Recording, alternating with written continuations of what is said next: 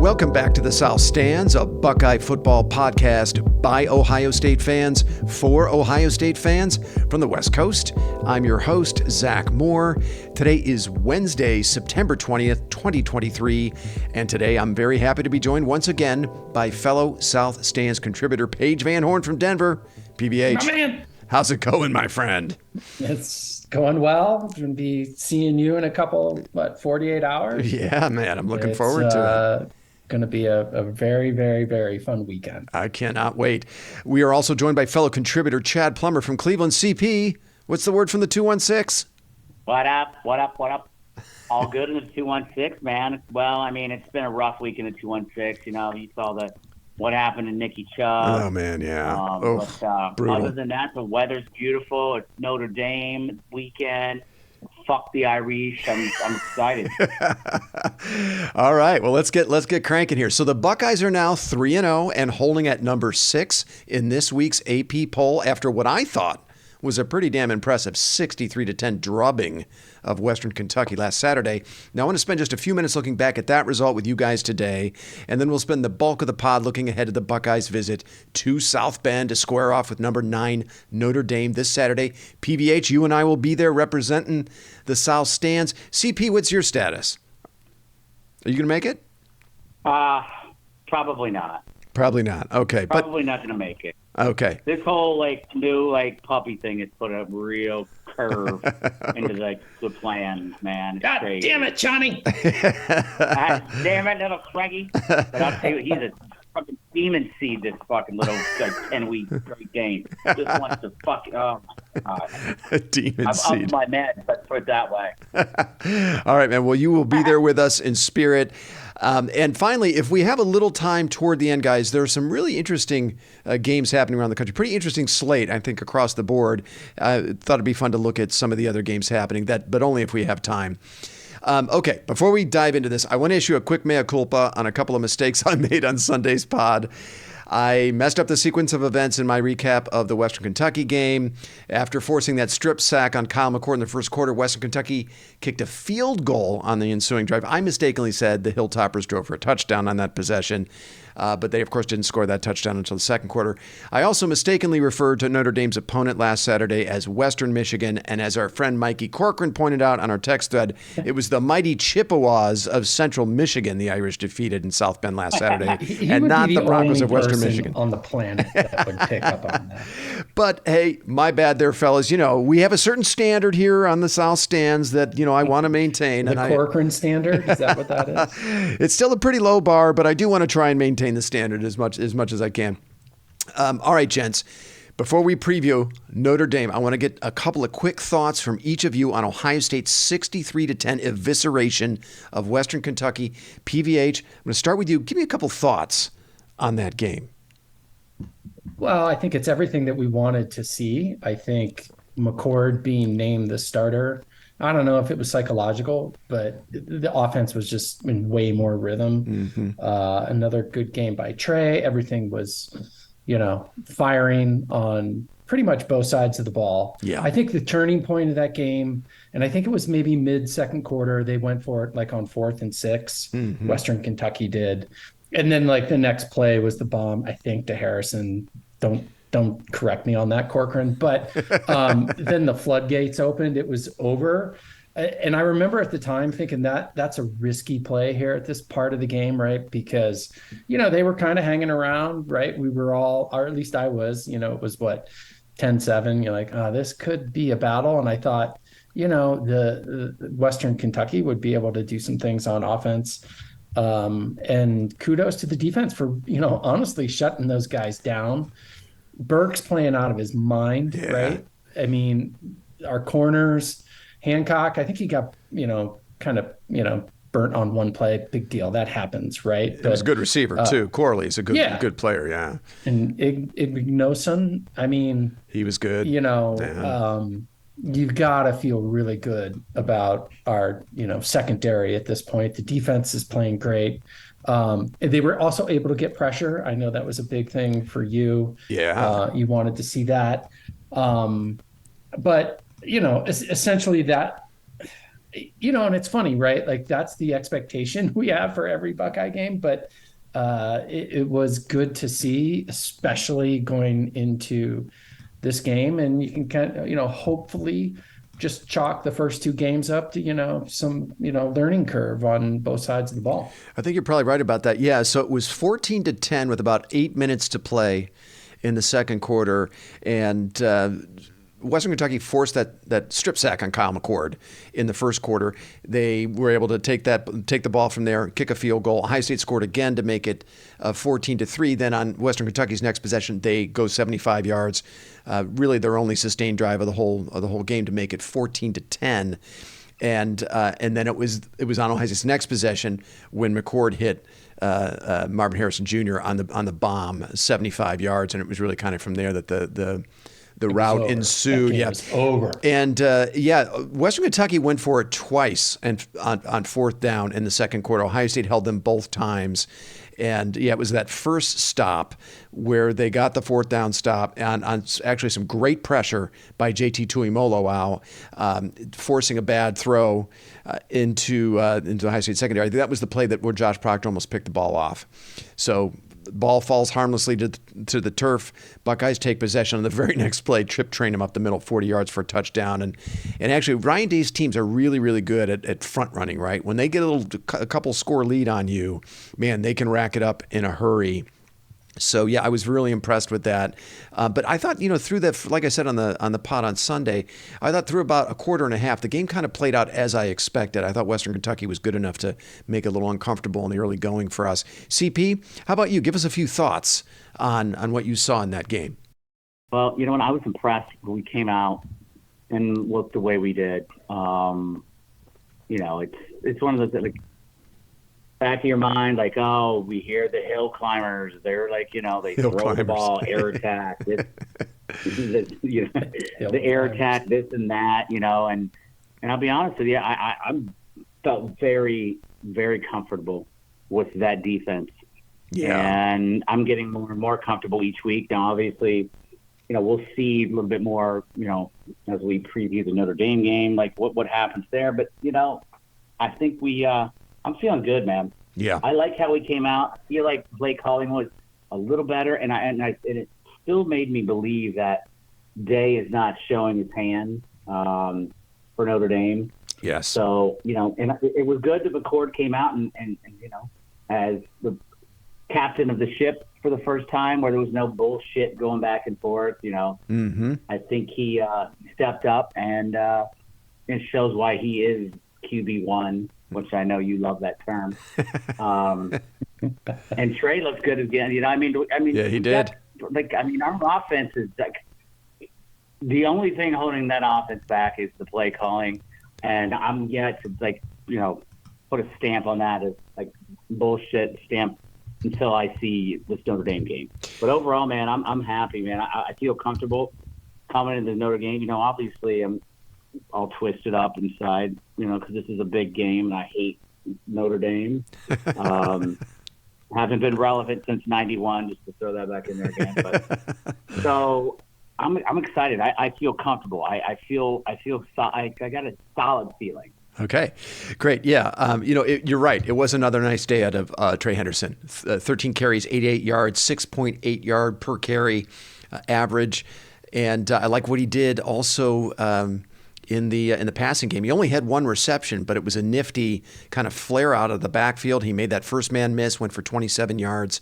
Very much like what I've seen out of TreVeyon Henderson. The only thing with Henderson is I want to see him do it more consistently against the top-level competition. The one knock on Henderson is he puts up the big numbers against the group of five in the FCS team. So I just want to see a little bit more consistency out of him against, starting with Notre Dame and some of the more top-level competition Ohio State's going to see. I agree, but we don't also give him any like benefit of the doubt of him being injured last year. That's a good point. He was. He was banged up for sure. There is no arguing against his fifth gear, right? He has a fifth gear that none of our other backs do. And, hey, listen, coming out of the opener, I was like his chip trainer from RB1. But I give Henderson credit for the response these last 2 weeks. Now just go do it against Notre Dame and some of the, the other top level competition. And I expect that he will. I'm feeling good about that. now there's something that you said, like, which I agree with you, Zach, and like that's what I want to see against Notre Dame this weekend. Is like, you know what? If it's if you don't need to put your head down and take a hit, dude, like don't like just go down, man. Like you're not like bruise. He does that all the time, though. Like body, dude. Yeah, he's been doing that since he's a freshman. It's insanity. I know. Yeah. Watch the Browns game, dude. Avoid contact. Well, and I still maintain, and they did it again last week. They really kind of limited his touches. Only 14 touches for Trey Henderson, 13 carries with 1 pass reception. So I think less is more with Henderson. Keep him. That's the sweet spot, in my opinion, somewhere in that 10 to 14 touch range. And then you have other guys that you can leverage, Chip Train and Mayan Williams, that you can use in between the tackles, which I think they're going to need one of those 2 backs to do that in this game. My big takeaway, and I talked a little bit about this in the post-game pod, but it's largely around the defense. I thought the Western Kentucky offense was the first of 4 legitimate regular season tests for the Ohio State defense. Notre Dame, Penn State, and Michigan are the others. And I'd say they passed this one with flying colors. 8 tackles for loss, 2 sacks, 4 turnovers, including 2 defensive scores. And the Buckeye defense was great on third down, guys. Remember, we were bitching about that last week. Only 3 of 15 for Western Kentucky on third down. And the Buckeyes were excellent both in pass rush and in coverage. According to PFF, the overall grades in those categories were over 90. I mean, guys, Austin Reed, the Western Kentucky quarterback, led the country in passing yards last season. The Buckeyes held him to 21 of 37 for only 207 yards and 1 touchdown and a pick. Reed only had 35 yards passing after halftime and an interception. Last season, Western Kentucky was 12th nationally in offensive yards per play at 6.71. But on Saturday, the Buckeye defense held them to 3.9 yards per play. That's almost 3 yards below last year's average. So a great early sign that this Buckeye defense seems to be back to that silver bullet standard, I should say. However, it is still early, and Ohio State has bigger tests on the horizon starting this Saturday in South Bend. But I'm with you, CP. I'm feeling pretty bullish on this defense. PBH, let me kick this back to you. Any other thoughts on last week's performance before we look ahead to Notre Dame? Yeah, I was just sort of, I was laughing at, I was like, I can imagine my father listening to this. He's like, it's fucking Western Kentucky, right? Like, God, just shut up, right? Stop, Pulp Fiction sucking each other off on this one quite yet. It is still Western Kentucky, although I do think, to your point, that might be, maybe one of the top 3 offenses we face all year long. No doubt. But yeah, that's what we should do to that team. We did it, right? They didn't do it the first 2 weeks. Right. So let's roll with that. Yep. CP, any other thoughts? I got one play that I want to, Sure. One play. Now, I think this is obviously second half, and I'm not he'll get his shot if he's still here. Whenever, year or 2. But the pass that fucking Devin Brown threw to fucking Tate, man. Oh, but that was a beautiful throw. That was on point. Probably the best throw of the day from either quarterback. Yeah, it was an NFL throw. And that Tate kid, man, that kid's special. Yeah. I love that catch by Tate. You know what I also loved from Tate was the heads-up play on the Kate Stover fumble. It was Tate who came across the field and fell on that. So I loved it, man. He is explosive, obviously. He oozes talent, but he's also a very mature player. Like he plays beyond his years, I think. I'm with you. Yeah, the kid is like what? He's a true freshman. True freshman. Yeah, and playing his first season under some pretty damn difficult circumstances, losing his mother over the summer as he did. Right. So, that speaks a lot to that kid's character. All right, fellas. Well, listen, if we don't have anything else we need to say on Western Kentucky, let's look ahead to Ohio State, Notre Dame in South Bend. The game is a 7:30 p.m. Eastern kick on NBC. The line is currently Ohio State -3. The over-under is 55.5. This will be the 7th meeting between these two schools. You'd think they would have played more than 7 times, but they've only met 7 times before. And this will be Ohio State's first visit to South Bend since 1996. The Buckeyes lead the all-time series 5-2, and that includes a 21-10 win over the Irish in Columbus last season. I was there. Ohio State is currently on a 5-game win streak in this series. That includes 3 regular season wins over the Irish in 95, 96, and of course last year, as well as 2 Fiesta Bowl wins over the Irish at the end of the 2005 and 2015 seasons. Notre Dame's last win over the Buckeyes was in 1936. The Irish won that game. Paige, you're going to love this score. 7-2. Warms my heart. Now, Notre Dame comes into this game at 4-0 with wins over Navy, Tennessee State, NC State, and Central Michigan. So not exactly a murderer's row of opponents. Big time schedule. Yeah, but give the Irish credit for handling their business. Notre Dame comes into this game ranked 16th nationally in total offense, averaging 509 yards per game, 5th in offensive yards per play at 8.27. The Irish are led, of course, by quarterback Sam Hartman, the Wake Forest transfer. Hartman is currently 33rd nationally in passing, averaging 265 yards per game. He's completing 71% of his passes. He has 13 touchdown passes. He has not yet thrown an interception, and he's only been sacked 4 times. So very efficient numbers from Hartman. And the Irish have what many believe is the best tandem of offensive tackles in the country, Joe Alt and Blake Fisher. Through 4 games, Joe Alt has yet to give up a single quarterback pressure, according to PFF. Now, in the run game, Audric Estime leads the Irish. Estime now, he actually leads the country in rushing yards right now, boys, with 521. And he averages over 8 yards a carry. Finally, not really sure how dynamic the Irish are on the outside at receiver. Chris Tyree, their leading receiver, actually started at running back for the Irish in last season's game in Columbus. So I would think the Buckeyes like how they match up in the secondary against the Irish receiver group. Okay, PVH, I'm going to kick this to you. What are you going to be looking for when the Irish have the ball against the Buckeye defense, which at the moment, the Buckeye defense is 3rd nationally in total defense, 2nd in defensive yards per play, and 7th nationally against the pass? You said it, and it goes back to if your best offensive player is a tight end, and they don't even have that guy anymore. What was his name? Michael Mayer, yeah. Whatever, So you have a running back that's your leading receiver, wide receiver now. So you're and Hartman's good, right? Okay, yeah, fine, but I know you do your homework, and I listen very intently to this piece because I don't. But when you tout maybe their strongest attribute on offense is their 2 offensive tackles. Like that's that's good enough to be 4-0 against those teams you played. Yeah. And it's not good enough to beat Ohio State unless Ohio State beats itself in this game. It's just not. Mm-hmm. Mm-hmm. And so how are they going to slow it down or grind it out? Great. But if we're firing on all cylinders, I just don't see how they hang with us. Now, we said that last year and, it was a much closer game than I think we all thought it would be. But, and I'm not jumping ahead here, but I just don't see it, right? How are they going to hang with us player for player, right? I mean, I read some article, potential top 50 draft. We've got 8, they've got 1 or 2, the 2 tackles. Okay, that's great, but it's not quite enough to, hang with a program like Ohio State where we're at right now. So what am I looking for when they're on offense? Just, they're going to try and probably pound the ball. Stop them on 3rd down. I would be much more concerned about Western Kentucky's offense than I am about Notre Dame's. Wow. Okay. CP, how about you? What are you going to be looking for when Notre Dame has the ball and the Buckeyes are on defense?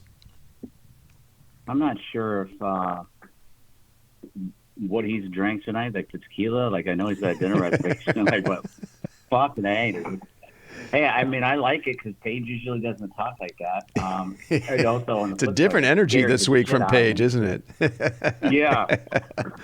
What I really want to see is that, if Brian Day and Sam Hartman, when they are going to meet on the field and talk about their beers, which dye they use. Just for men. Exactly. Now, when they're on, this is going to be a good test for. Because Hartman, he's a good quarterback, man. They haven't had a quarterback like that since Brady Quinn. So, they're going to, their offensive coordinator's going to be calling some plays, looking at, the last, 2 or 3. Even last year, they burned us on some plays. Even with that, whoever that quarterback was. But I'm looking for us to just keep continuing to grow as a unit, be on the same page, not giving up the 4 to 6 35-plus yard plays. Mm-hmm. And I think we'll be all right. I just want to see the defense just continue as a unit to get solid each week, and this is a big one, big stage, night game, South Bend. I mean, it's it doesn't get much bigger than this for a lot of these young guys, and I'm excited, man. I love it. Can I say something before you go, Zach? You bet. Go ahead, PBH. The test was on offense against our defense was last week. That quarterback for Western Kentucky, take the jersey. He's going to play in the pros. That wide receiver is probably leaps and bounds better than any wide receiver Notre Dame has. So I don't understand why we're giving Notre Dame any credit, or this is going to be a staunch test for our defense. I think the test, and when we talked Saturday, Zach, I was like, wow, this will be a much more difficult test for us today than it will be against Notre Dame. Wow. What am I missing? What do they do what do they do that is so exceptional on offense? Yeah, well, Hartman has been pretty efficient, to date, but you do have to consider the competition. And I'm with you, man. That's fine if he's throwing to me and Plummer against Central Michigan. It's not going to work against us. Yeah. No, I agree with you. I like I said just a couple of minutes ago, I thought Western Kentucky was one of 4 legitimate tests that I think the defense would be facing this year. I think there's a couple other factors that go into this. Now I'm with Paige. I don't know that I'm going to just say that Notre Dame's offense is shitty, but this is going to be this is the big stage, baby. This is Notre Dame. This is going to probably be one of the biggest most watched football games in the last few years. It's night game, it's under the lights. That crowd's going to be crazy. I just want to make sure. I mean, I'm with Paige, but I want to see our guys can live up to that, the stage. Yeah. One thing, and Ryan Day said this in his press conference on yesterday, that one thing that he liked about his defense is this group is no stranger to the big stage. I mean, the core of this defense. They played in the Peach Bowl against Georgia last year. They've already faced Notre Dame in a big primetime game. Obviously they've faced Michigan, Penn State. So this group is very experienced. They are no strangers to the big stage. Many of them played in the Rose Bowl, of course, against Utah. So he loves the experience. I love the experience. Ryan Day, there was definitely he was exuding confidence yesterday in his press conference, and that really stood out to me. I think the Buckeyes have to find a way to get pressure on Sam Hartman without sending the house and exposing themselves to explosive plays. I know that's stating the obvious. I think it's going to be a tough assignment for Jack Sawyer and JT Tuimoloau going against Alton Fisher. In last year's games, we remember the Buckeyes were actually able to get pressure on Tyler Buckner, their quarterback at the time, up the middle with Mike Hall Jr., and that might be the ticket again in this game. But I want to see Sawyer and Tuimoloau rise to the challenge here, damn it. Alton Fisher, all respect to them, they're good players, but Sawyer and Tuimoloau are good players as well. They should be able to win their share of snaps in this game. Exactly. And if the secondary... I feel like he... Yeah, sorry, CP. And if the secondary is as improved as we think they are, and I tell you, if you're just going by the eye test, I think they are legitimately improved. Maybe Burke, Igbenogson, and Hancock holding up in coverage for that extra second or two is going to help that defensive line get home.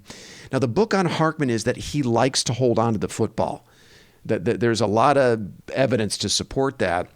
So that stood out to me when I was listening to, all the various podcasts that I listened to throughout the week. I really think this is where the game will be won for the Buckeyes. If they can effectively pressure Hartman, I love the way our secondary matches up at Notre Dame on the outside. I really do. I don't think they're very dynamic on the outside page, as you pointed out. CP, did you want to say something? I was just, the only thing I was going to say, I didn't mean to interrupt you there, Z. I feel like Tuimoloau, the better the competition, I feel like he actually shows up. Tuimoloau, yeah, Tuimoloau. Tuimoloau, it's easier to say. It just comes right off the lips. You guys know who the fuck I'm talking about. Everybody else out there does too. So, but yeah, I feel like he's different the competition. The better the competition, he posts. Now Sawyer, I think he's still still a little bit lost. Now, last week, I feel like he was like, he was better last week. He was good last week, Sawyer was. Yeah. Light, but I think they're going to have, I think Tumalo's going to have a big game. Okay. I would love that. I would love to see him rise to the occasion. And look, I might end up eating these words as well, but I feel like the defense is going to hold up pretty well against Audric Estime in the Irish running game. I have a lot of faith in Tommy Eichenberg and Steele Chambers, especially Chambers now, man. He is balling out. And also the interior of the defensive line. Tyleik Williams is having a hell of a season. We've heard his name over and over again this season. And, of course, Mike Hall Jr., and for all the guff we've given Sawyer and Tuimoloau about the pass rush, both actually have always played the run very well. And, of course, you have two players in the secondary in Josh Proctor and Sonny Styles, who also both play the run very, very well. I think it's going to be tough sledding for Audric Estime on Saturday night. I really do. The Ohio State is very good at every level of the defense playing the run. I also love Davison Igbinosun in run support. He's a big physical corner, not afraid to come up and stick his nose in there and hit you.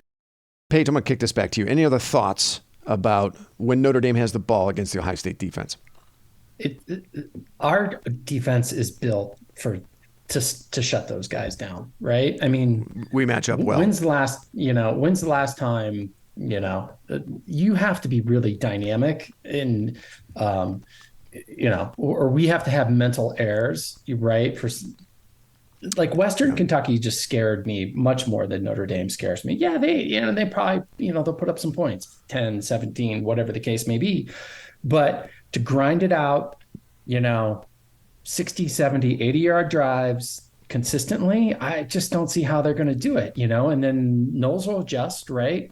If we need to start stacking the box a little bit, right? If they're, having some success running the ball, just know, nothing get behind us. You got like Sonny Styles.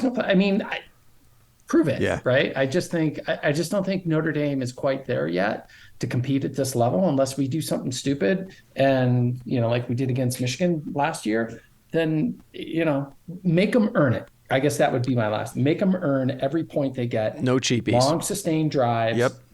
Put them in third down situations like Western Kentucky. Like if Western Kentucky gets 4 yards on first down, they're literally impossible to stop at that point, right? To get 6 over the next 3 plays. Right. But Notre Dame, not so much. Okay. Yeah, they're going to come to Ohio State with a much more conventional attack. And I agree with you. There is something a little scary about facing a good kind of a gunslinger of a quarterback who doesn't give a fuck. Right. And a team that has nothing to lose. I mean, sometimes that can be much more of a challenge than a team who has as much to lose as Ohio State.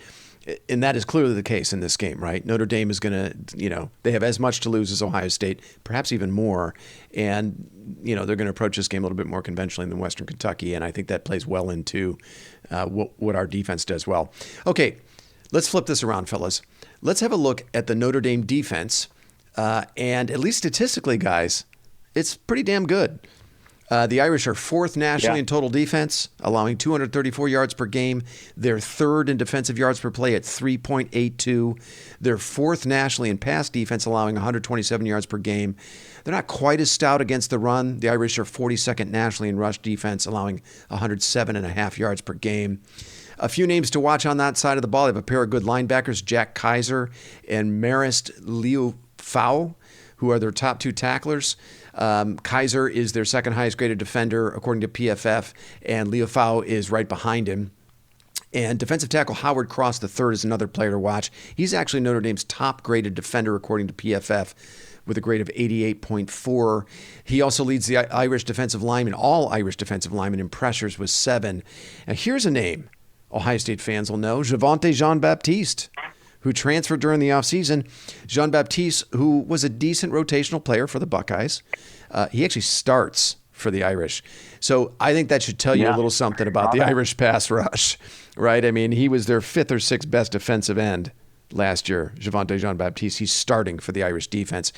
Only 6 quarterback sacks so far this season for the Irish, and only 3 of those were by defensive linemen. Finally, I'm not sure how good the Notre Dame secondary is. The PFF grades for their starters don't really jump out at you. Starting quarterback Benjamin Morrison, he's their highest graded defender with a grade of 68.4. But their secondary has accounted for 5 interceptions so far this year, and that's tied for 11th nationally. And as I mentioned, the Irish are 4th nationally in pass defense, so I guess you do have to credit that secondary. Still, I bet Ryan Day and Brian Hartline like how they match up at receiver against the Notre Dame secondary. Okay, PVH, I'm going to kick this over to you. What are you going to be looking for when Ohio State has the ball against the Notre Dame defense? The big thing, and my only concern is, this is a big stage for McCord. Yep. This is a big deal. I don't care what anybody says, right? I don't know what prepares you for this. The first time you're the starting quarterback at Ohio State, you're playing, Yeah, big spot. Game. This is a big motherfucker. So, how does he handle that? Right? Is it jitters? Is it a series? Is it 2? Is it the whole game? If it's close, right? That to me, like I'm not. His talent is apparent, right? Like he doesn't. I'm not concerned about him as an athlete or being the quarterback or anything, but how does he sort of handle the stage? Yes.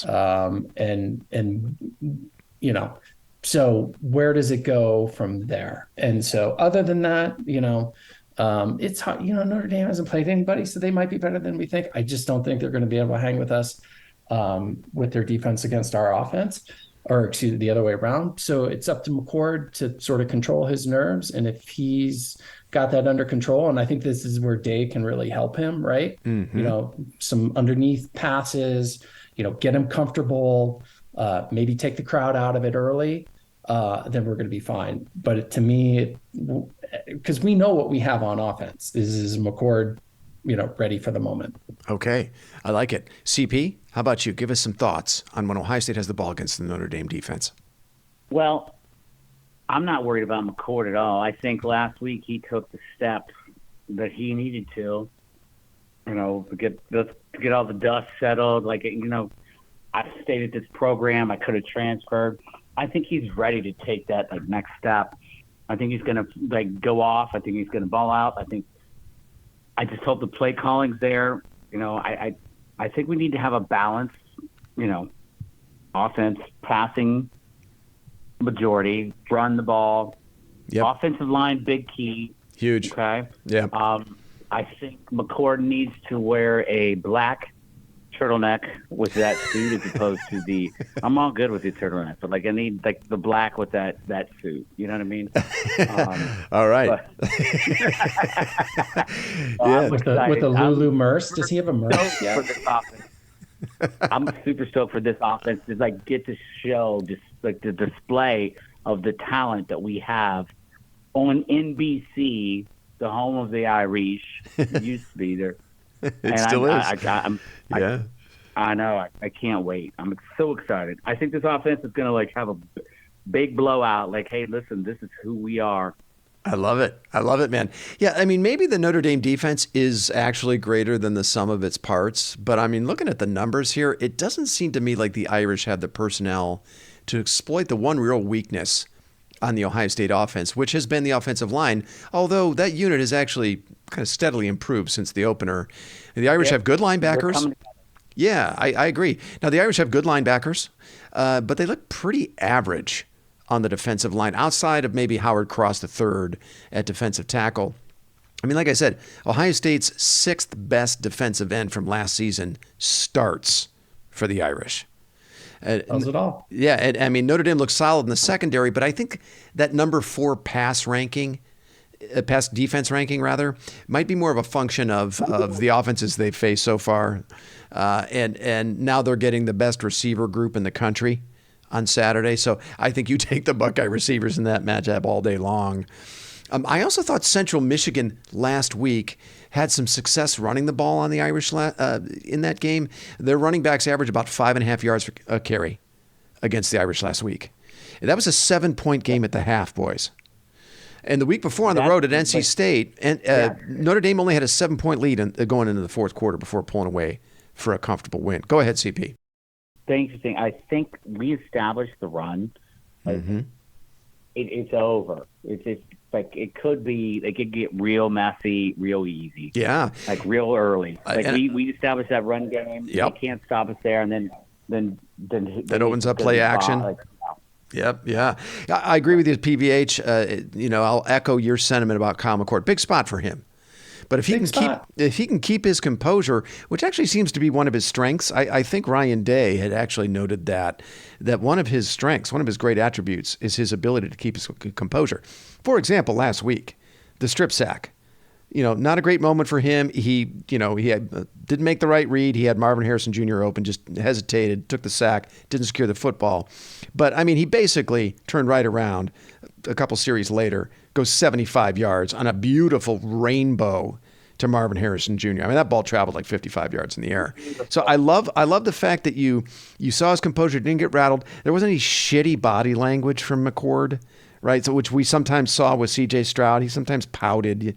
But we don't see that with McCord. So if he can keep his composure, and my money says that he will, and the offensive line holds up, which I think they can, because I don't think Notre Dame has the personnel to exploit our weaknesses on the offensive line, I think the Buckeyes can put up some big numbers in this game. And I agree with you, CP. I think they're going to be able to run the ball on the Notre Dame defense. Last year the Buckeyes ran for 172 yards on the Irish. Travion Henderson and Mayan Williams both averaged 6 yards a carry in that game. And I feel like that kind of production is replicable on Saturday. Okay, fellas, let's fire up the Concernometer. PVH, give us your Concernometer score for this game. I've been thinking about this one. I'm nervous about this. Jesus Christ. Paige has made me nervous this whole fucking 45 minutes. I've literally, I'm not even gonna deviate from what I've been saying. I'm a 4. I'm only a 4. Okay. Like it. I love it. CP, how about you? I'm gonna roll like the opposite of what I usually do. I'm gonna go a little bit above PVH. I'm gonna go at a 4.5. 4.5. And I don't want to. I really want to just do a 2.5, but I feel like it's just like that's what I do every game, 0 or 2.5. But you know what? Fuck that. I'm going to add to sketch that. I'm going back down to like a 2.5. 2.5 for you, 4 for you, PVH. For me, it's a 5. And as you guys know, I'm always a little higher than you, but a 5. Man, I thought I was going to say, I guarantee you're a 7 or higher. It's a 5 for me, and you would think it. Yeah.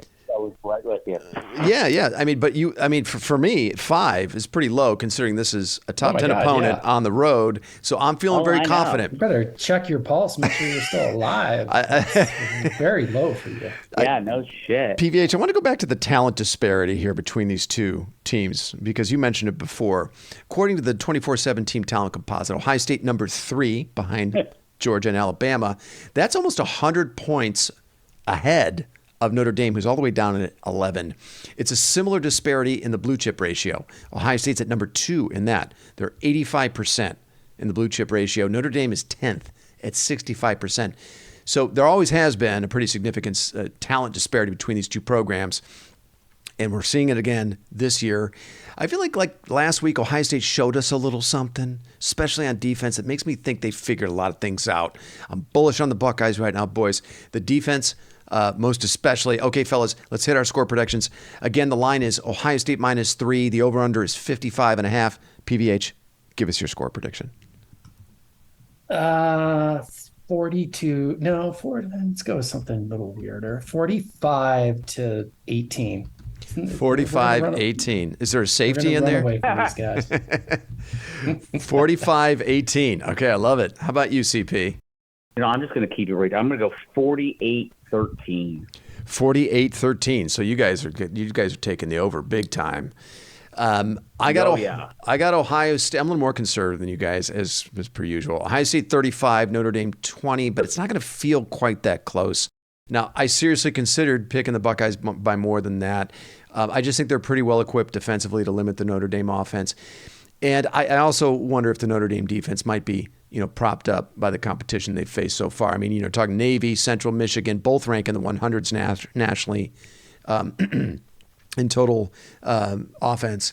So just at too the much. end of the day, it's all conjecture, right? Neither one of us had played anybody very good. That's true. That's a fact.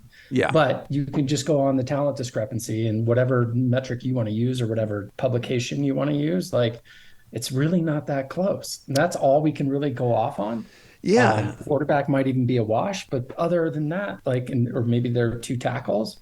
Every guy, you take every player, every position player on Ohio State over Notre Dame, every single one except maybe those 3. I agree. Too much talent for Ohio State, and I think the stars are going to shine for the Buckeyes on Saturday night. CP, you got any other thoughts? I do have a couple thoughts. Like, are you guys thinking about maybe like clicking it up live from South Bend at Kramer's tailgate?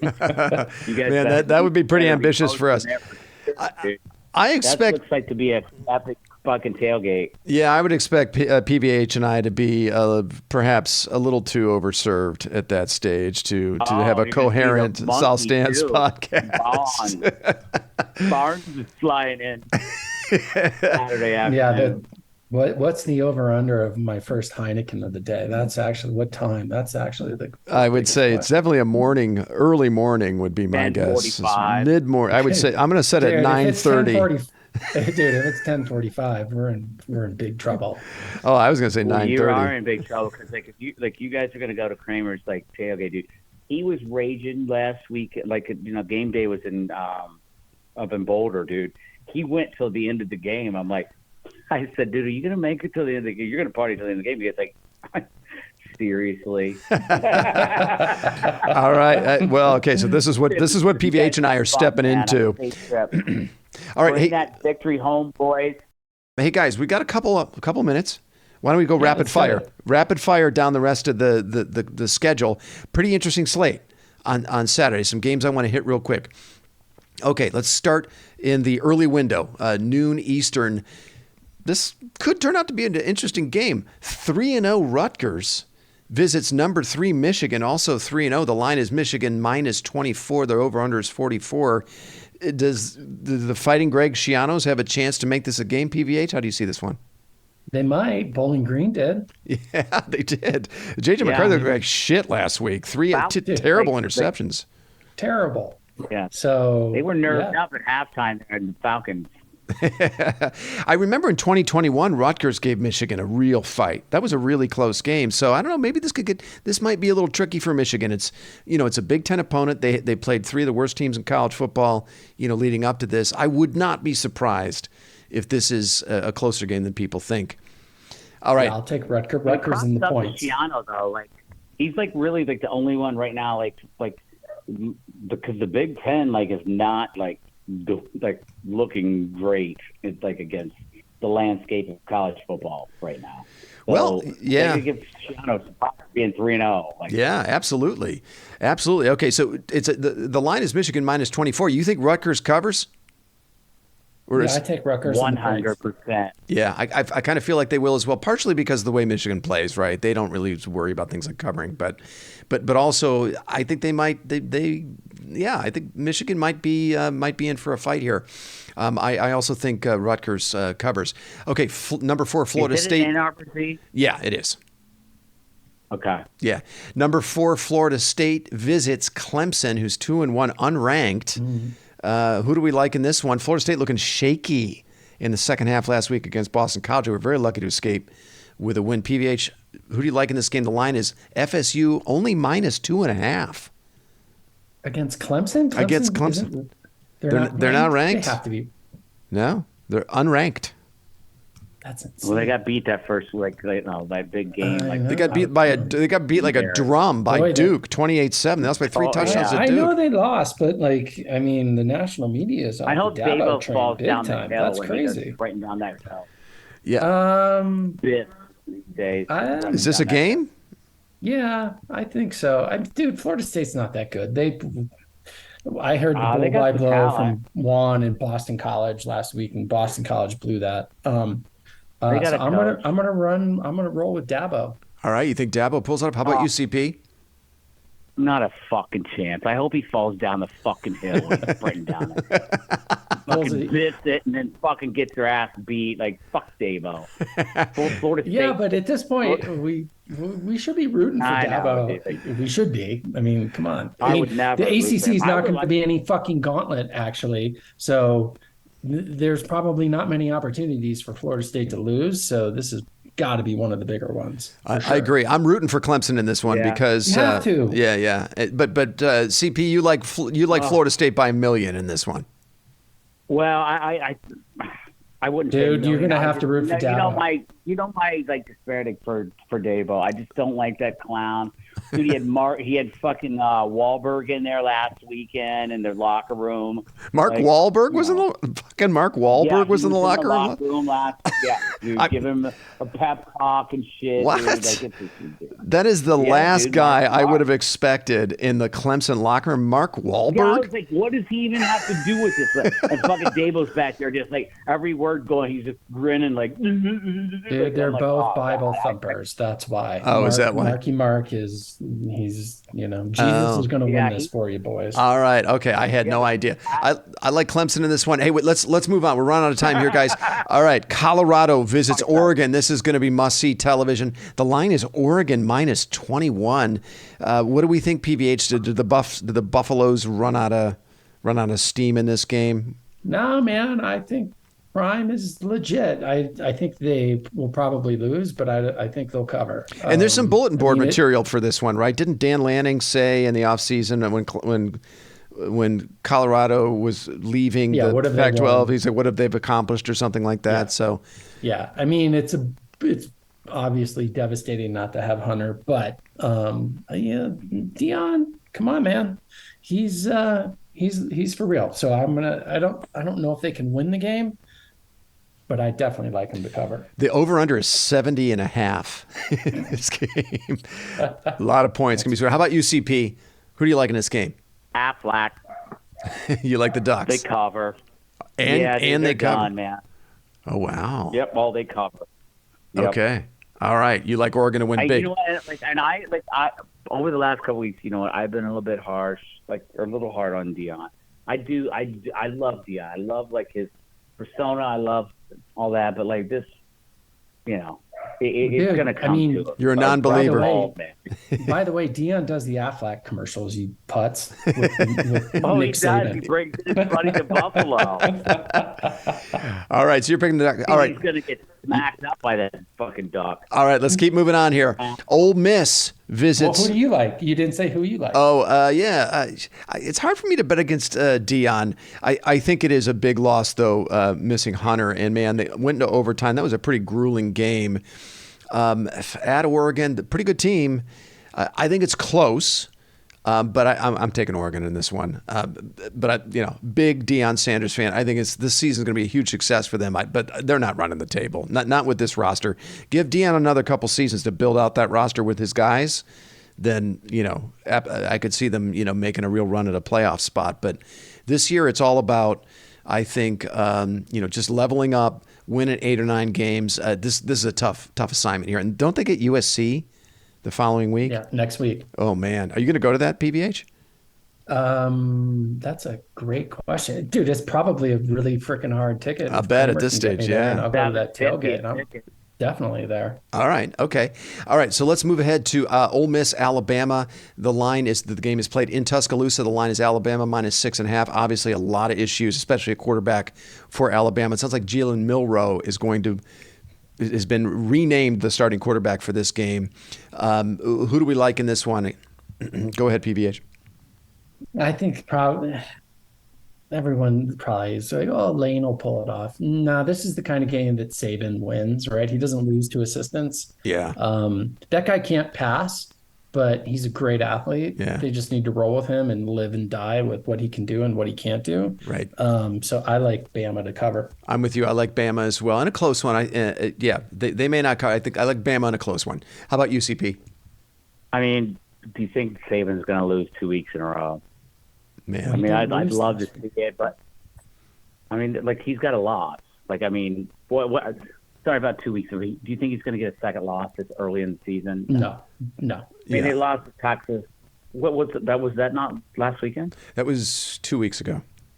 But they played Okay. horribly against South Florida. Like they beat them like Yeah. 8-4. They were Yeah, up. that's exactly. Yeah. Yeah, they started no Tyler way. Buckner, the former Notre Dame quarterback in I would that love game. to He see really Lane struggled. win. Yeah, I'd like to see. I mean, I'd love to see it. I'd love to see Alabama lose this game, but at this early stage, yeah, man, I just don't see. Not against this opponent, but I do. There's definitely another loss coming for at least another loss coming for Alabama at some point, but not in this game, I don't think.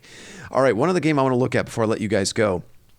I think Iowa visiting Penn State could be a closer game than most people think. Number 24 Iowa at number 7 Penn State. The line is Penn State minus 15. The over/under is 40. Two really good defenses. Drew Aller looked like shit last week against Illinois, and Katron Allen and Singleton, that great running back duo of theirs, also did not look great. Who do you like in this game, PVH? I like Penn State. I think they're. I just Iowa can't score, man. Like, how are they going to go? Happy Valley is a hard place to play. Is it a night game?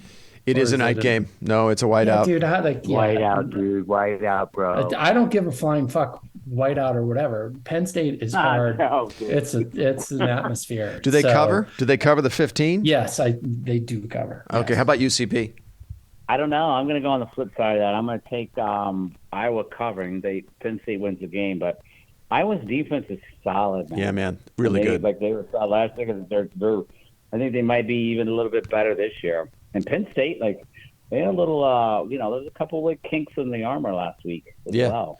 Yeah, I'm with you. I'll take Iowa in the points. Yeah. Penn State wins the game, which we want, but I'll take Iowa in the points. I'm with you. I think Penn State wins, but I don't think they cover. Close game. Iowa, that defense is just too good, and I'm not sure I'm a believer in Aller just yet, or James Franklin for that matter.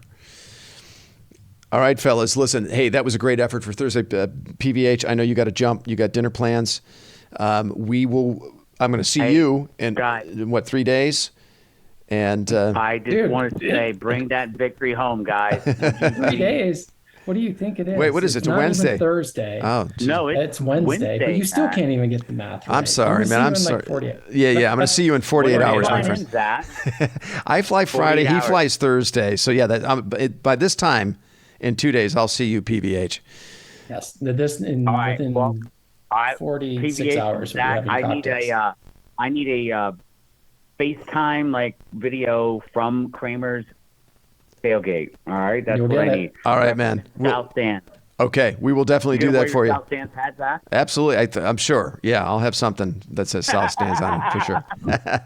All right, fellas. All right, fellas. Thanks so much for making the time. Have a great night. And for our listeners, we're going to reconvene next week around this time to recap this game. And you're going to hear from me on Sunday, more than likely, or perhaps Monday, for a short Notre Dame recap.